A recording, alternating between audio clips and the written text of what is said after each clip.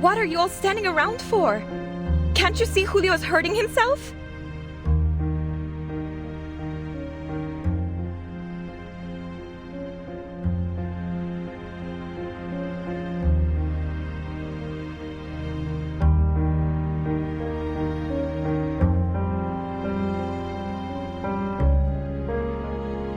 It's Mr. Julio. He's hurt. Bleeding.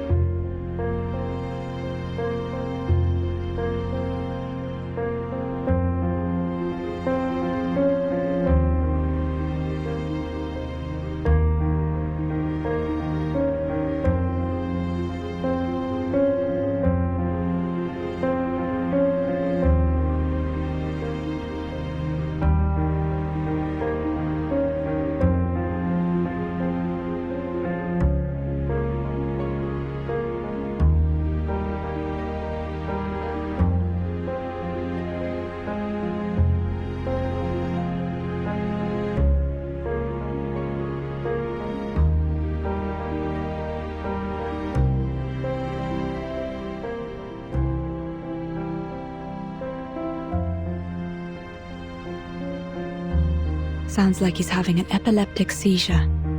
Perhaps I could offer some help.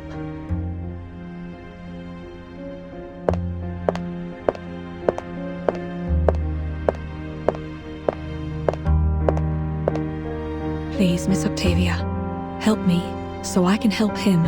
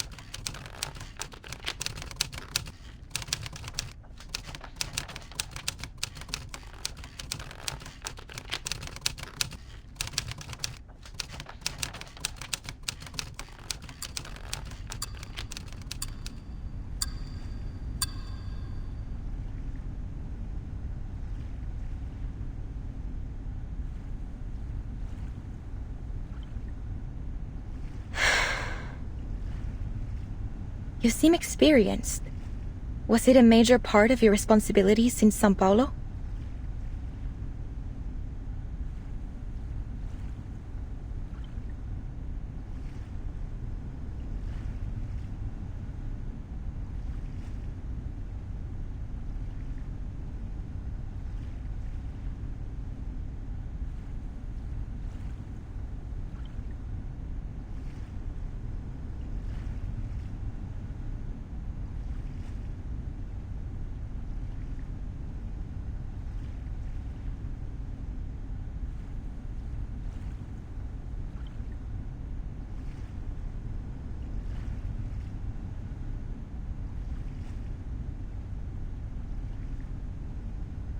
You're well prepared for your vision and ambition, for modesty is such an essential part of writing, and you've just demonstrated a skillful use of introspection. Thank you for your kind words.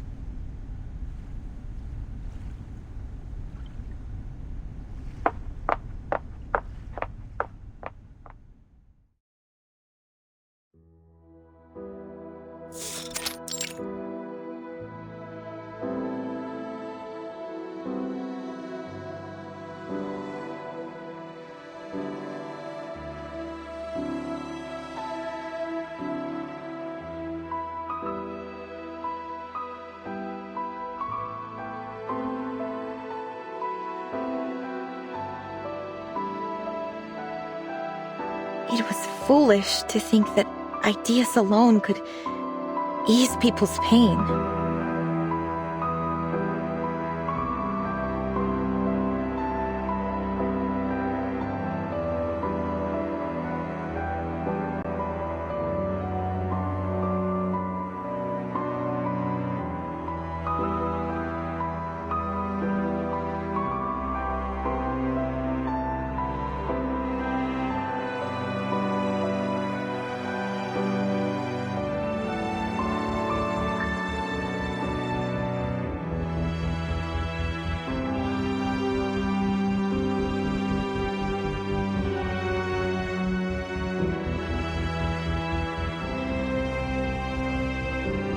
Why?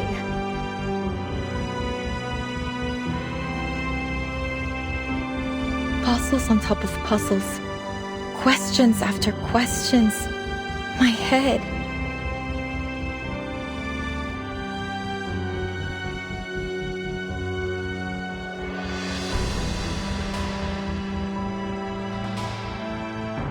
I can't do this anymore.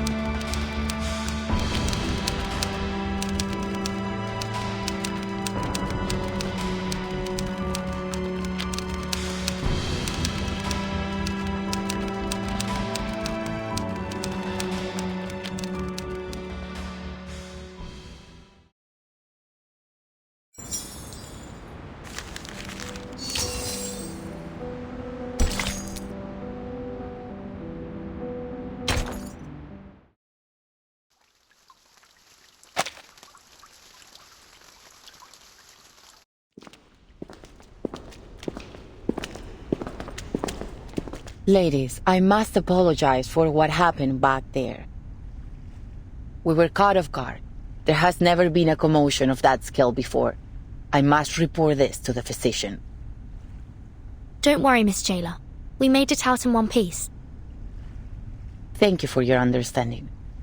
Ordinarily, I would arrange to escort you to a safer location, but I'm afraid at this hour you'll have missed the last train. And the roads are icy at night.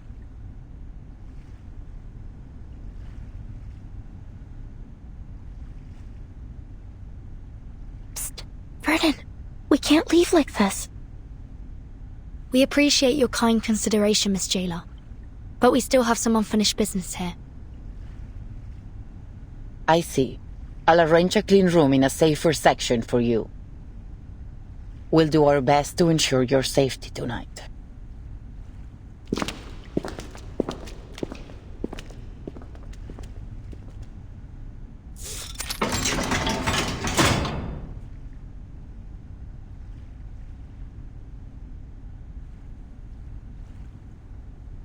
They actually found us a spare room. Bleak, quiet, and somber. It's a cell like all the others. Don't worry. This isn't the first time we've ended up on the wrong side of the bars.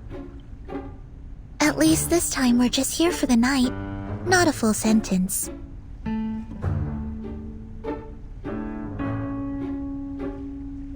Though, this cell is quite different from the ones we've been in before. Not just the cell. The whole prison is unlike anything I've seen. And the society they've been running here isn't some mere pastime. They're having real discussions about meaningful topics, even though the rest of the world has been cut off from them. But we're still in an Arcanist prison, a place where conflicts and violence can erupt at any moment. Let's not forget that. Miss Jailer warned us from the start. These prisoners are mentally unstable and potentially dangerous. Miss Recoleta, with all due respect, we can't afford to see this place through rose-colored glasses. We'd be overlooking the risks, as we did earlier. And with all due respect, Soneto, we didn't overlook any danger. At least I didn't. A writer must be observant if she is to accurately reflect the world in her writing. But you... We came here with different goals, and still, none of them have been accomplished. I suggest we focus on our respective missions, instead of fighting with one another. Apologies, Timekeeper. Miss Recoleta, I take back everything I said. Don't apologize, Soneto. I'm at fault too. Sometimes I forget that words can be as sharp as swords. You were only thinking about our safety. I shouldn't have been so rude. I actually really admire how you fought back there. If you'd allow me, I'd like to write a poem for you, once my novel's finished. That's terribly kind of you. But honestly, I think we've had enough poetry today to last a lifetime. Let me know if you change your mind. by the way, did either of you see what happened to the idealist?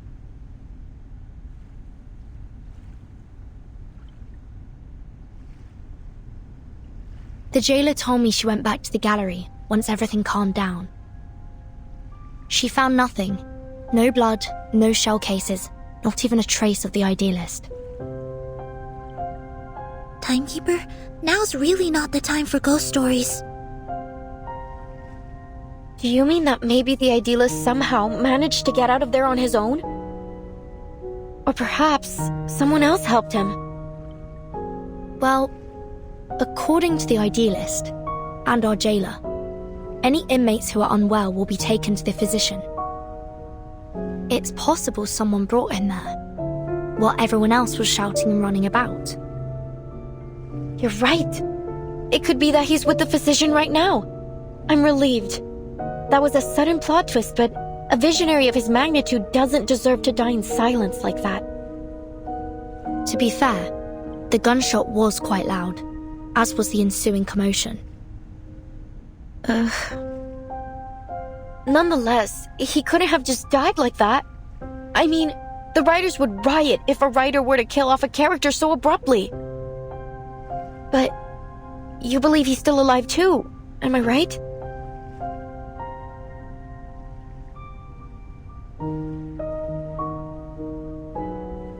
There's nothing that we can be certain of for now. But on a brighter note, we didn't come back empty-handed from our mission either, Sonetto. We found Dr. Dorres' signature in the gallery. You were right all along, Recoleta. She was here.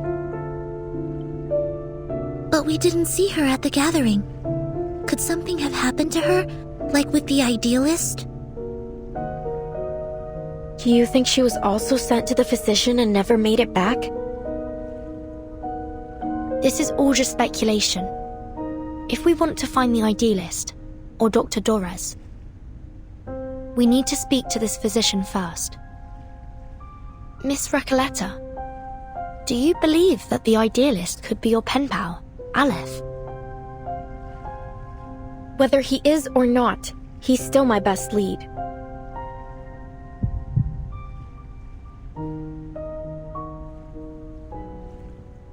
Amigas, I've had this strange feeling in my gut since we got here. Something is slowing us down. Now, to figure out what it is...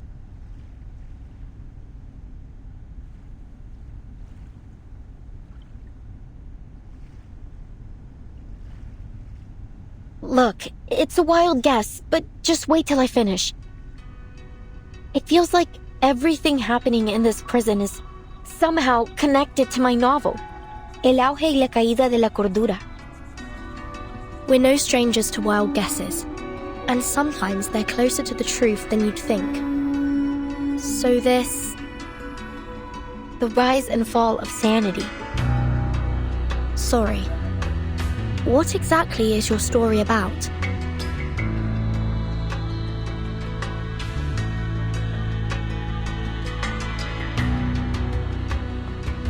Huh.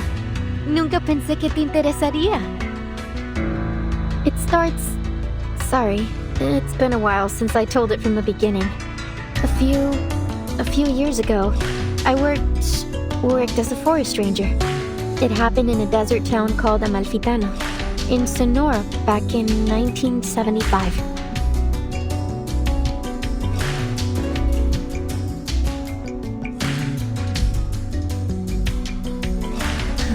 You know what? Most people say the beginning's a bit hard to get into, except for Aleph. I'm thinking of rewriting it. But if you like the sound of it so far, maybe I could read you the latest part I just finished?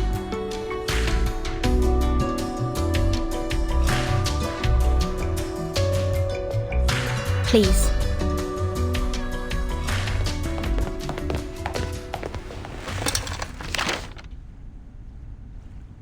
Todo empezó con los datos de frecuencia de las cintas.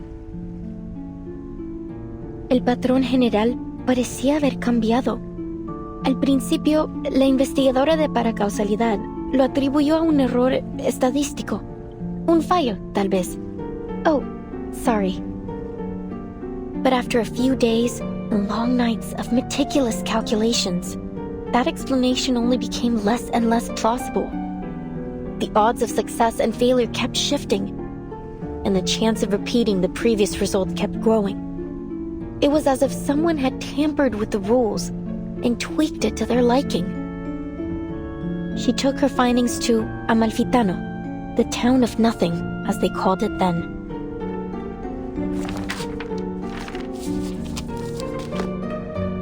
Near the old looms, she met a blind weaver who spoke softly of an old tale. I heard a strange rustling at dawn, like a die rolling along a wooden floor. Then the morning light dimmed and died. That was the last time I saw the sun, my own hands, or the threads I worked with. The second time I heard the die roll, I was told the oxen in the fields sank to their knees and never stood again. By the third roll, the fields were crawling with frogs. Plows ran over them, and some still writhed, squeezing themselves deeper into the cracks in the earth. The fourth time the die rolled, 10 dormice plunged into the sea in a strange sleepwalk, and 10 bears feasted for the last time before winter arrived.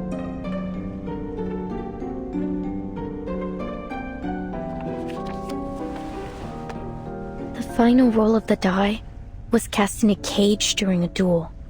Before a crowd of eager eyes, the winner left with 10 pounds of gold, and the loser left with 10 flies, which fell on him to feast.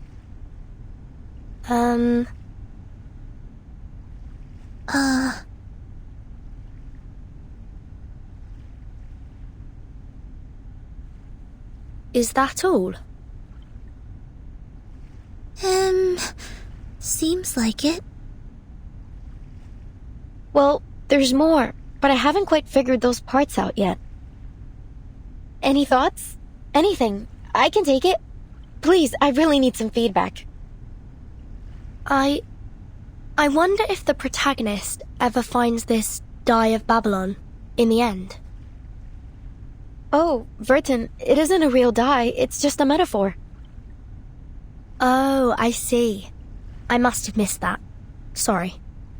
Still, it's a beautiful story. Sad, but beautiful. The story is still too obscure, isn't it? Aleph warned me about this. In our last correspondence, he suggested adding the blind weaver to shed light on the hidden theme.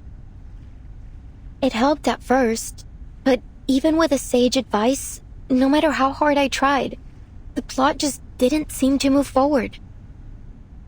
Feel stuck in that village with them, lost, dazed, isolated inside their small, disconnected moments. Something crucial is missing, leaving gaps between the characters and the scenes. Should I change the storyteller's perspective? Start a different angle? Or maybe rewrite the characters completely? What should I do?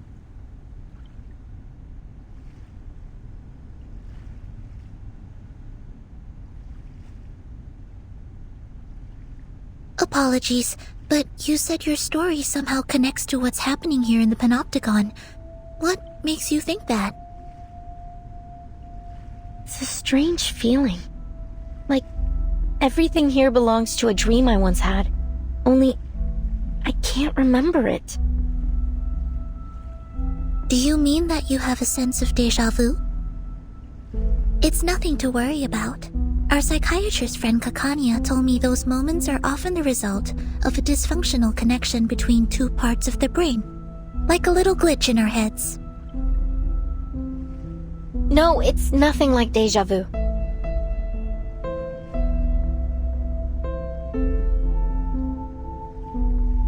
Déjà vu is a single moment, a specific situation. But here it's everything. La sociedad, the rules, the idealist, even the incidents in the gallery. Each one unfolds in a similar pattern, like the grooves on a record, telling a story I feel I've listened to before. Amalfitano and Comala. They're two sides of that same record, playing out the same tune. Whatever happens in my story seems to be happening here too. I had that feeling when I met you as well, Miss Verton. At first I thought it was only an interesting coincidence. You're much like the first character in my story. A traveler with a suitcase.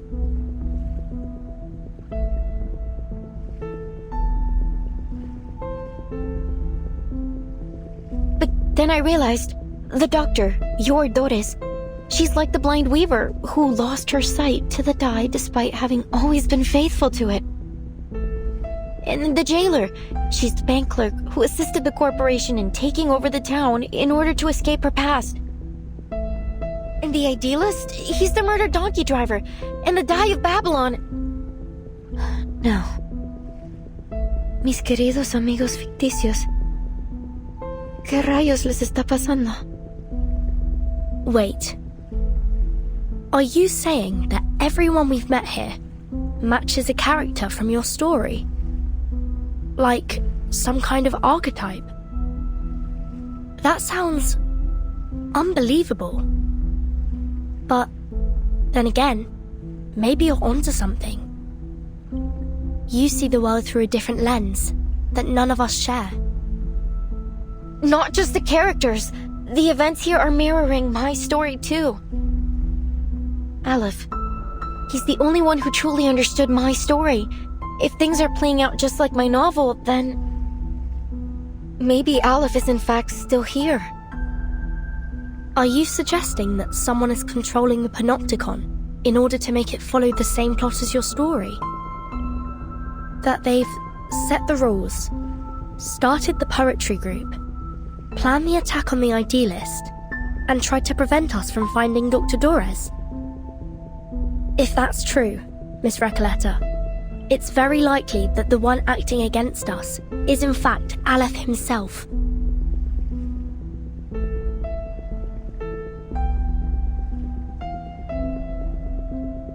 But No. How could that be possible?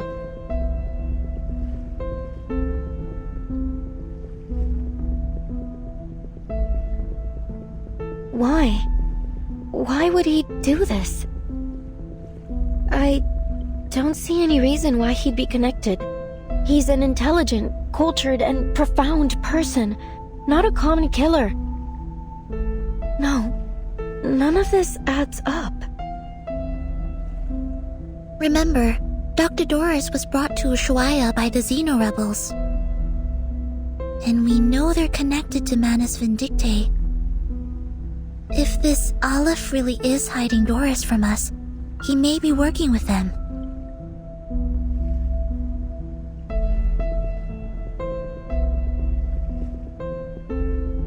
Oh, my...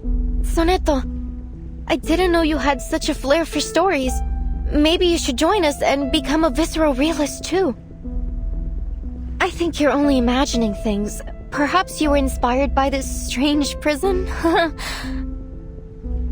Perhaps we all need to start writing our own stories.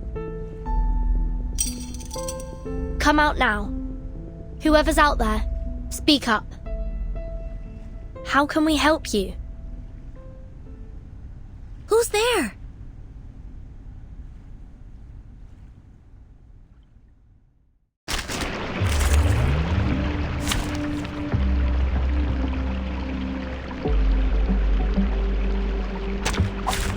Let's kill time together. Wear gloves. Wow. It's just great. Oh, hi.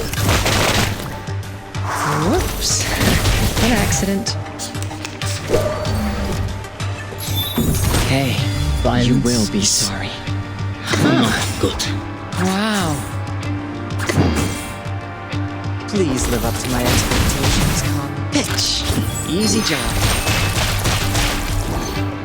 Keep distance once socialize. Violence is not good. Sterilize. It's just great. Please live up to my expectations, Con. Oh, hi?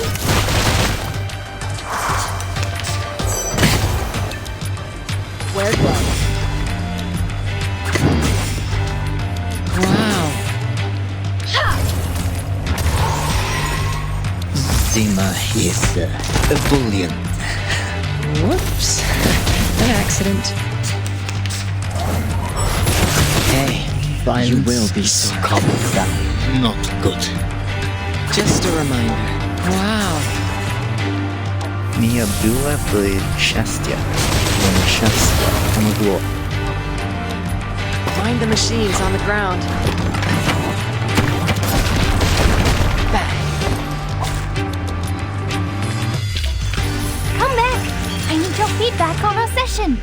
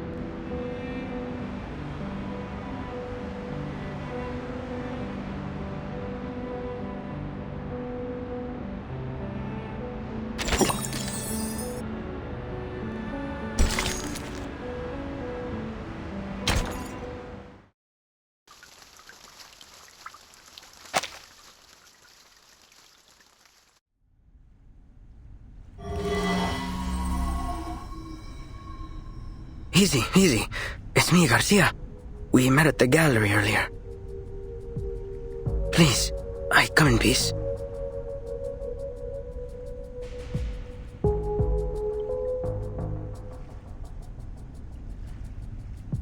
It's you, Octavia! The murderer herself! Please, calm yourself, Miss Recoleta. The jailer has already confirmed that she wasn't the one to fire at the idealist. The shot came from somewhere else in the room.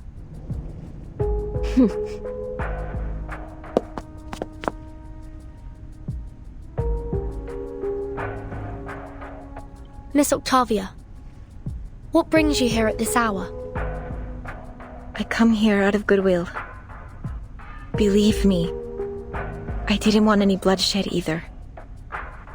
I understand you just arrived today. There's something you need to know about the inmates here.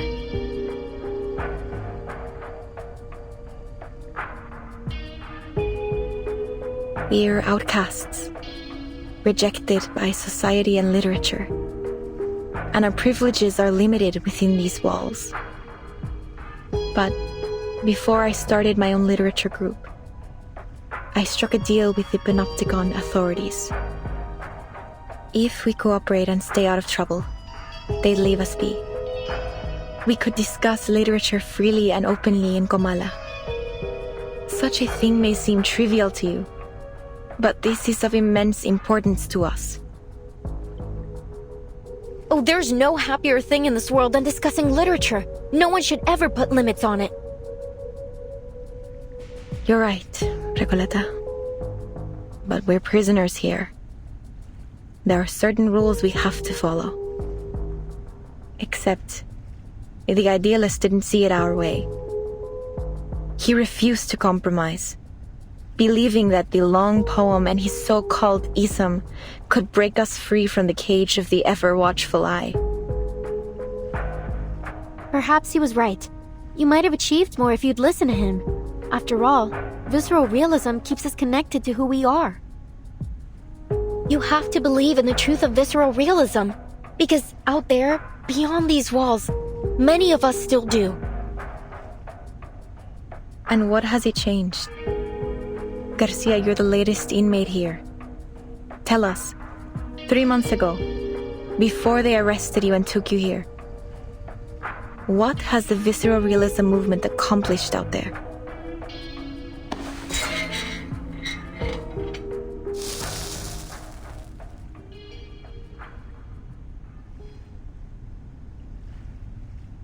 At first, it was revolutionary. Young poets joined in droves. We held gatherings. And the literary world seemed alive again. I was just a kid when the leading poets left the city. Everyone thought it was only temporary. But they didn't come back. And nothing has happened since. No one says it. But we all know. Visceral realism died in 1977. No, not for me. It's not dead as long as people still believe in it. I believe in it.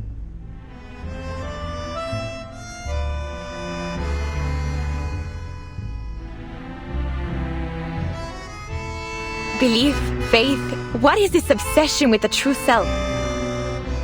Why does your type always insist on there being a true self hiding beneath our roles in society? Our disciplines? Look at the idealist. He never once stopped fighting for what he believed in, even long after he was put behind these bars. Idealist, what a name he gave himself. Who will he be when he finally breaks free from the eyes of the central tower? When he's left without his willful audience? And nobody. That's what. And that is a truth even he is terrified of. Miss Octavia, I hope you've come with something more important to share than just some criticism of the idealist. You're right. I have an important message for you. Dr. Torres, I heard you were looking for her. The woman from the Sao Paulo Veterans Residence. She used to write under the name Erd, didn't she? Yes, that's right. Do you know her? You're the first person I've met here to speak plainly about her. Do you know where she might be? We crossed paths, but only briefly. I'm not sure where she's gone. Maybe the authorities know. However, she left this with me. I think you'll need it more than I do.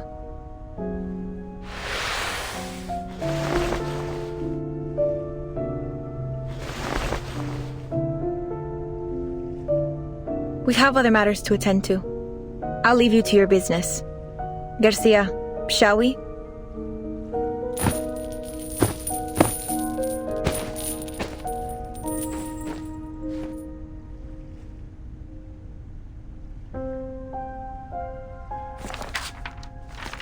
The physician told me the horrifying truth about the panopticon of Kamala and the power behind it. Manus Vindictae. By becoming the panopticon's sole patron, they seized control of the resources and the allocation system, turning this place into a living hell. I suspect that the physician, the current highest authority here, is responsible for this situation. I discovered that the inmates were put through brutal training, even when they were too sick to carry out their tasks.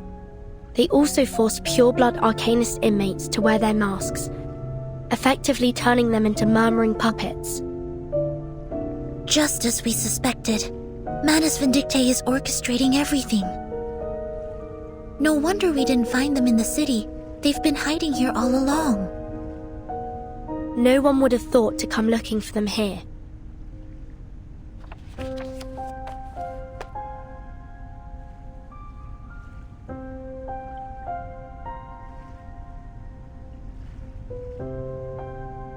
But why would Miss Octavia bring this to us? What's in it for her? Do you think she's trying to mislead us, Timekeeper? Maybe. But the handwriting in that notebook is most certainly Erd's. If she's leading us astray on purpose, why? Miss Recoleta, what do you think? Could she be Aleph? Not a chance. Haven't you seen how she denies everything beautiful in the world? Aleph would never be so biased. No. Aleph is like a mirror. He reflects both light and shadow. But, Octavia, maybe she hasn't looked at the shadow within for a long time. I know that look on her face. It's the look of a writer. I've seen so many like her during my trip. The faces of a lost, struggling generation.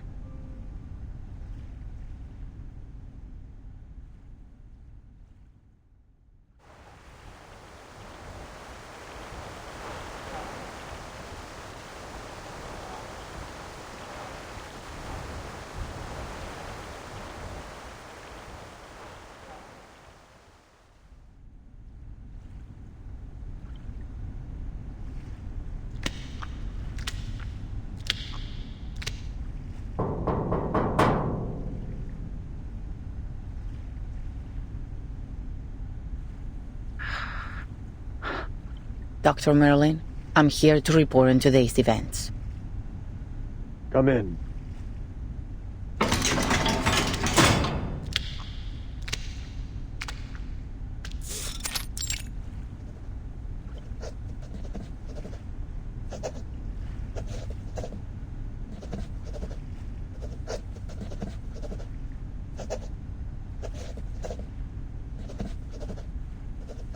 There was a commotion in the gallery today, sir. An inmate known as the Idealist was severely injured. The inmates nearby said he lost consciousness from blood loss. However, after we put everyone back in their cell, the Idealist was gone. I made a sweep of the grounds, but there was no trace of him. It's possible that he regained consciousness and went into hiding. I'll perform a full search tomorrow.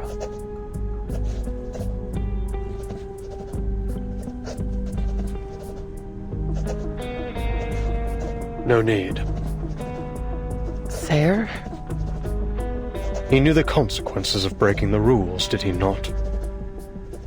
Sir, with all due respect, I think today's incident proved just how dangerous it is to let the inmates keep their weapons.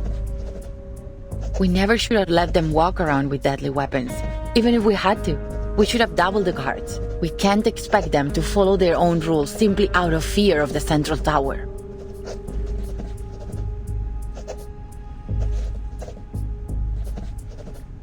Such matters fall beyond your purview, jailer. You only need to do what's required of your title. Is there anything else? There is another thing. 2 guests from the Foundation came through today. They said they were looking for someone named Doris.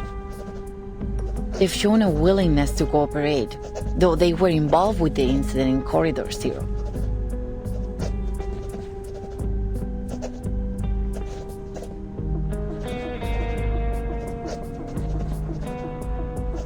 Sir, there is one more thing. I told Miss Octavia we're short on rations, and she's adjusted the inmates' portions accordingly, but that won't last long. Manus Vindicti stopped providing supplies back in March, and Sino has collected all the prisoners they had previously placed in her custody. I just wonder why they have so suddenly withdrawn from Ushuaia and brought all the prisoners with them. I also noticed that we haven't received any orders from the government since Warden Tartuffe was transferred. In fact, we haven't had any communication with them at all. Sir, in frank terms, we're facing down a serious shortage of medicine, food, and basic supplies. At this rate, the Panopticon will soon be unable to operate. Where will our inmates go then?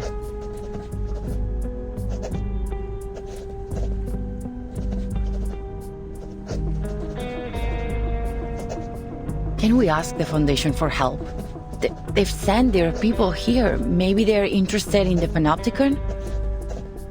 I could arrange a meeting if you like. You're unusually talkative today.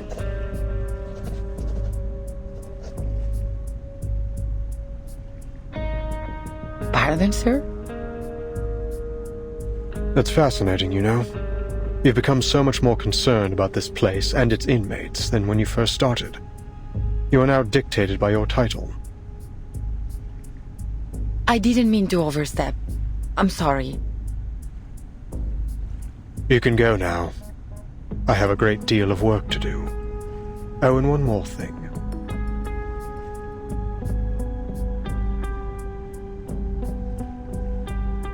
Make sure this month's Kamala Congress is held according to schedule. Yes, sir.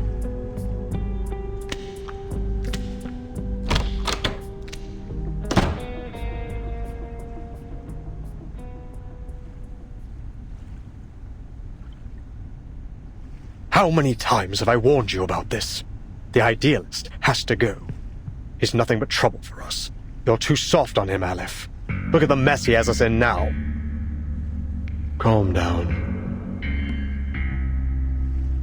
He's a rabble-rousing thief, a self-destructive maniac, a snake in the grass. He even stole the Tea of Kamala from me. He's nearly ruined everything we've worked for.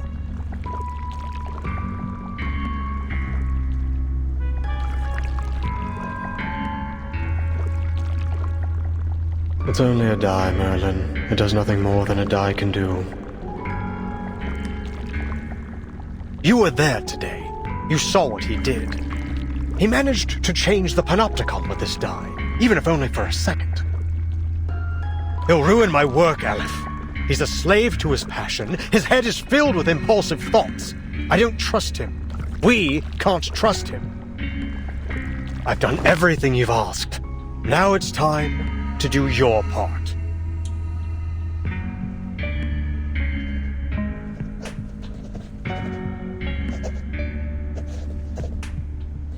Time's ticking down.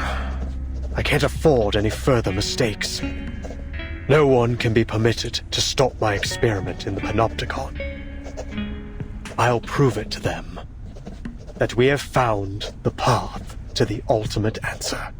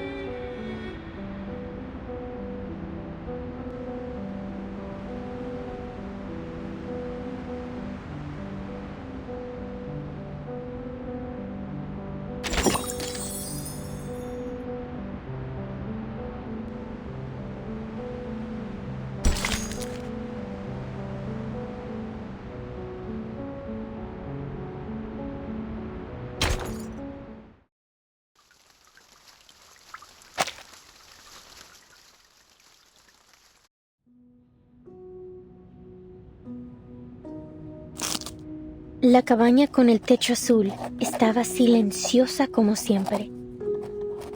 En un sueño fugaz, la investigadora de paracausalidad descubrió la verdad detrás del dado de Babilonia. Examinó cuidadosamente los patrones ocultos Como un astuto astrólogo rastrea los movimientos de las estrellas.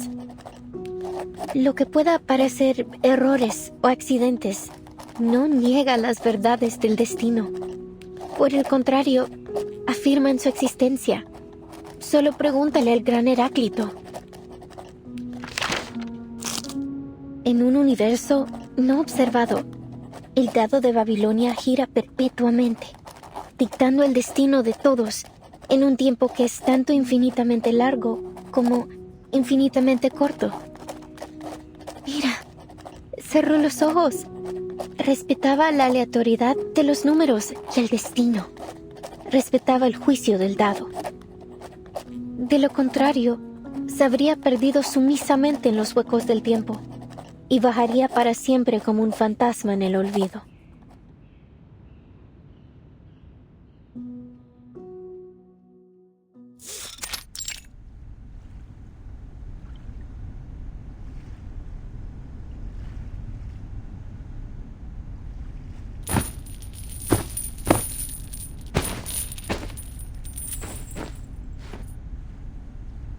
First, allow me to make one thing clear. I had absolutely nothing to do with what happened to the Idealist yesterday. I swear it on my career as a writer. As you all know, the Idealist and I are the representatives of the two factions of La Sociedad de Poetas de las Américas. As you also know, we have been at peace since the Let Sleeping Dogs Lie agreement was signed a few months ago. Despite our differing views, we have coexisted to this day under the watchful gaze of the Central Tower. Rest assured that we will work tirelessly to locate the missing Idealist. Don't put so much pressure on yourself, Miss Octavia. His death wasn't your fault. After all, he was the one who threw the first verbal dagger.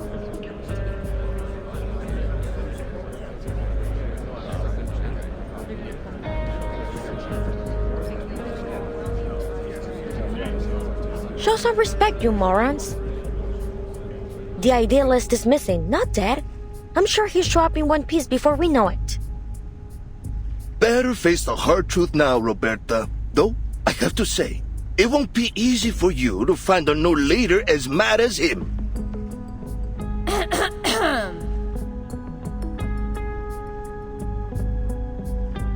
Please, everyone, quiet down. According to the agreement, today's Congress should have been chaired by the Idealist. Since he is still missing, I will be acting on his... Pardon my lateness. Go ahead. I'm ready to moderate.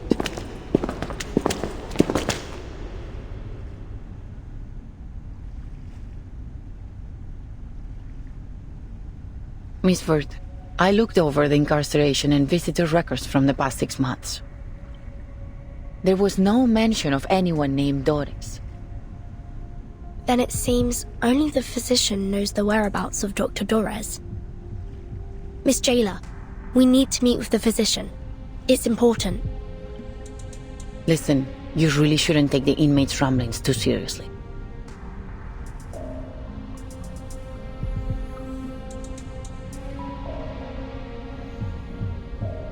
But if it's as critical as you say, I'll make another request later. That said, I'm afraid the meeting won't happen for at least a few days. Understood. For now, please join us for today's Congress. Espectacular! Do you hold literary salons like this every day? This place is practically a writer's paradise. So, you're the host of the salon, Octavia? I say we set aside our differences and have a titillating literary discussion. You've come at the right time. You may serve as witnesses for the Congress alongside the jailer, like a citizen's jury in a court. Your suggestion aligns with the congressional rules. Very well. Huh? Congress? Witnesses? Isn't this a salon? Which topic are we discussing? Literary theories? Schools? Principles? Languages? Oh, narrative perspectives? None of those.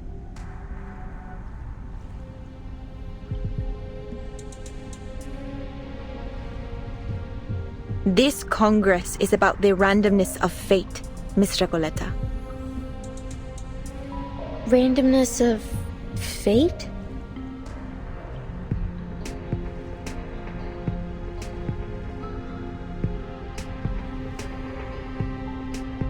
Dear visitors from the Foundation, allow me to introduce the Comala Congress. What happened yesterday was merely a brief anomaly. In the Panopticon, spontaneous order among the inmates is the norm, and the Comala Congress serves as its truest reflection. Spontaneous order? Yes. Through the Congress, the inmates assign and distribute medication, communal duties, and rest periods. They are entirely self-regulated.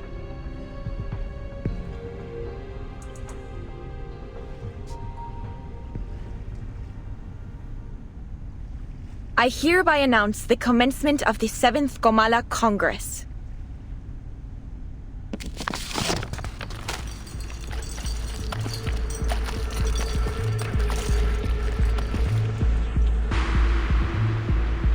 A cardboard box and... is that a paper die? It has 20 sides. Huh? We carefully examine hidden patterns, much like an astute astrologer tracks the movements of the stars. Isn't this...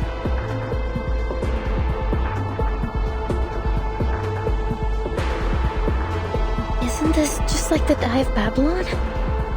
The MacGuffin that weaves through the entire plot? The infinite symbiote of fate? And the symbol that compresses time into a shriveled circle? What may seem like errors or accidents doesn't negate the verities of destiny. On the contrary, they affirm its very existence. Just ask the great Heraclito. In an unobserved universe, the die spins in perpetuity. Dictating the fate of all in time that is both infinitely long and infinitely short? Look, I've closed my eyes. I respect the randomness of numbers and destiny. I respect the die's judgment.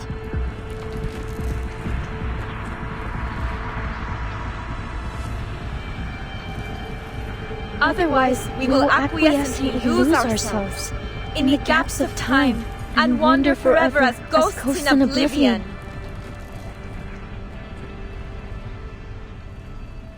I don't understand what's going on. Oh, but the irony that I probably have more idea what's going on than anyone here. Miss Recoleta, this is all in your novel, isn't it? I'm afraid so. The recitations, the references to an astrologer and Heraclito, they couldn't possibly be just a coincidence. Then, could it be? Will they look to the die to dictate their fate?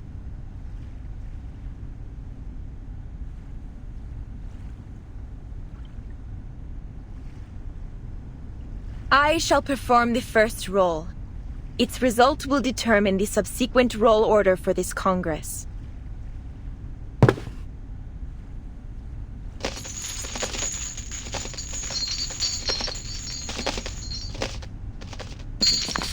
The result is 5. This check complies with the prerequisite conditions of the ruling of the die, and the standard roll order has been established. Inmate Jose, please come forth. You are the first in the initiative order. Therefore, fate's judgment shall fall upon you before all else. Me? Okay.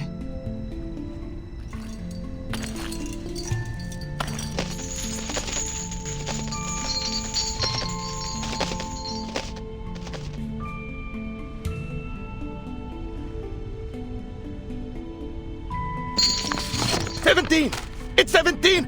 Ah, what a wonderful number! 17! Like an oasis in an endless desert. The result is 17, and the score combination 6 plus 4 plus 4 plus 3. According to the ruling of the die, he shall receive 60 risperidone tablets, 40 clozapine tablets, and 40 diazepam tablets. Additionally, he will assume the role of cultural manager of the Comala Congress. Before he takes office, inmate Jose must clean the first restroom for the next 7 days. Wonderful! I'll gladly clean the toilet. I've got the brooms here, the toilet detergent, and the toilet brush too. I have been waiting for this opportunity. As cultural manager, I will speak with every inmate and complete the Comala memoir, finally capturing the moments when literary sparks ignite and explode. Next is inmate Eduardo. Please come forth.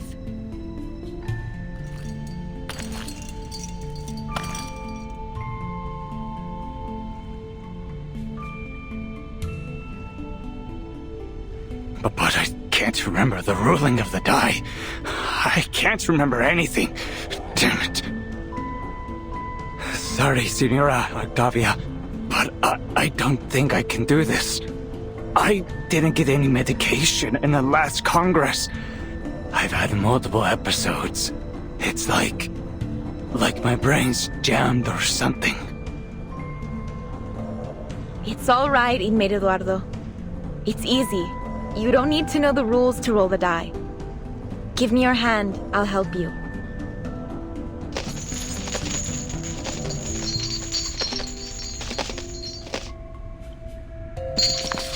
My sincerest apologies, inmate Eduardo. The die dictates that you must voluntarily descend into the sewers and write the thematic keyword that currently causes you the most anxiety on the walls. Thank you very much, Miss Octavia.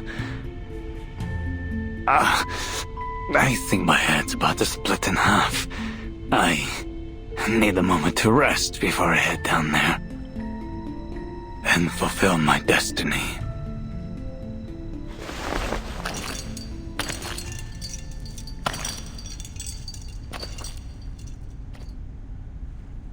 Jailer, are you really letting them make every decision with the roll of a die? Eduardo is clearly in a much more dire condition than Jose. The medication should have been given to him. As I said, this is how the inmates of the Panopticon maintain order. The physician periodically provides medication, food, and other necessities, and the inmates distribute them in this spontaneous and efficient manner. Neither authority nor violence is involved in this process. This is what sets Comala apart from all other custodial facilities. Is that it? You abdicate all agency to the roll of a paper die and call it the randomness of fate? What kind of sick joke is this? Please calm down, Recoleta. This is the method that the inmates have collectively decided to recognize. They're prepared to face the possible sacrifices that it brings. This isn't about you or me. It's not our place to interfere with a procedure that has been proven both pragmatic and effective.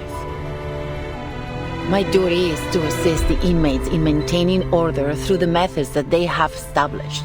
And yours is to witness their self-governance, not judge it.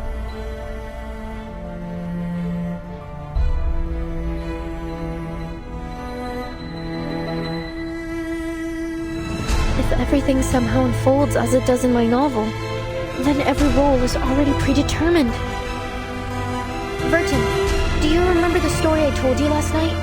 The odds of both success and failure were consecutively multiplied. I remember. As soon as a character experiences a failure, they continue to suffer failures in an endless chain reaction.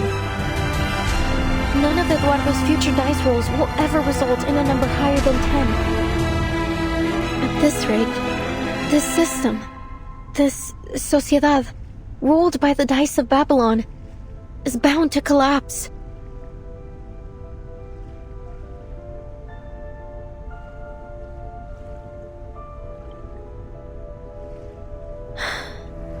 Eduardo will never receive any medication.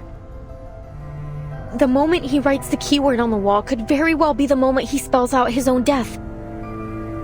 No, I can't let this happen. I have to do something.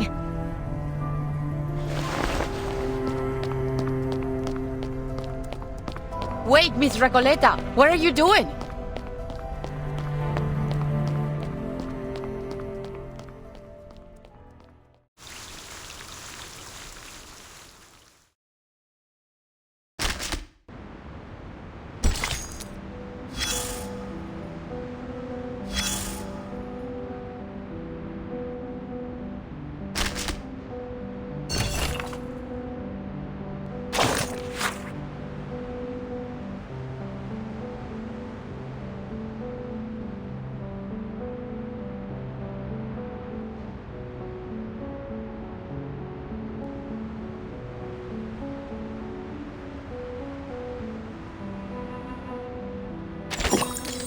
Few soldiers would appreciate the idea of taking orders from an accursed die. A skilled commander would never rely on luck to make decisions. On the battlefield, the distance for every maneuver should be clear and precise, not two numbers with a D in the middle, unless you're looking to invite a mutiny. That said, if a die with such power were placed in a soldier's hand, I'm pretty sure they'd roll it and let it decide their destiny. Exactly. There's no good luck without bad luck. Just as a coin must have two sides. Luck essentially defines one's entire life. And whether it's make or break, life or death, the die will keep on rolling. Of course, dice aren't the only tools used to play with fate. Coins, lotteries, even shells on the beach can all serve the same purpose. Thanks to the randomness of fate, a Babylonian may rise to be a proconsul one day and fall into slavery the next. Well, that's where historians come in. With a little creative editing of the history books, even the random rolls of a die can suddenly make sense. What were once avoidable tragedies are rebranded as reasonable incidents, or even desirable outcomes. You're starting to sound like a gambler.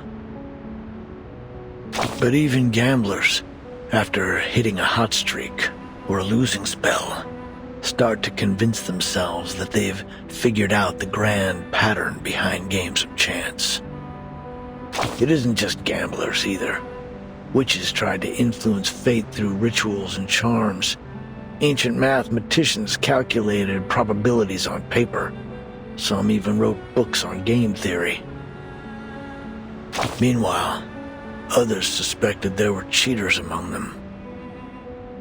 I just hope these high rollers unite to confront the demon who holds the laws of the universe, the past, present, and future, in its claws, and give it a well done and a slap in the face. Haven't I always? It's just that today, the die rolled a peculiar number. But all things considered, I prefer the other kind of commander. The die is cast, but regardless of what number has been rolled, it's time to cross the river.